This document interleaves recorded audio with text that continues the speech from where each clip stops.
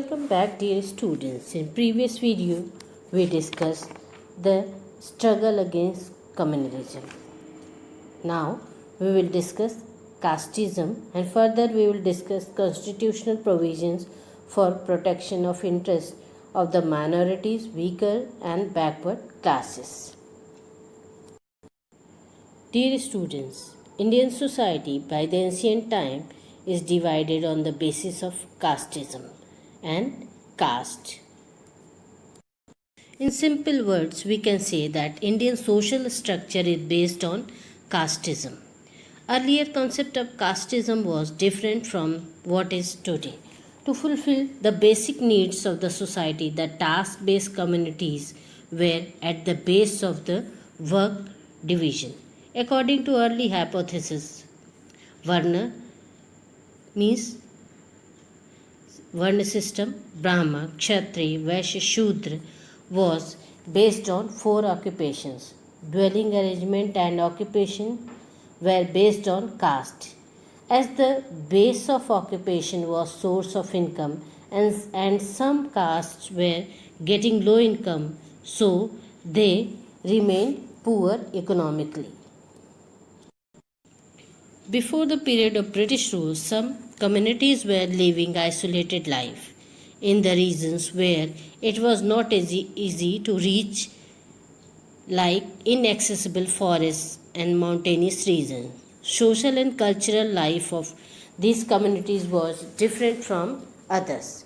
They had their own prominent culture and language. Because of living separately from generation to generation, people of these communities could not develop. As a result of it, their economic and social condition has remained backward.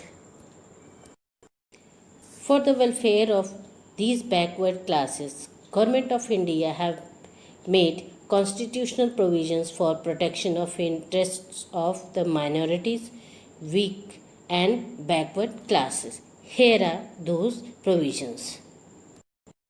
First is equal justice. Indian Constitution grants equal social, economic and political justice to all the Indians who are living in India.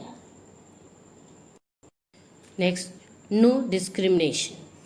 According to the Indian Constitution, it is written in Indian Constitution that there will be no discrimination on the basis of community, caste, religion, language, sex, etc. It is also mentioned clearly in Indian Constitution that equal opportunity and equal status is the fundamental right of every Indian citizen, irrespective of their caste, religion or language.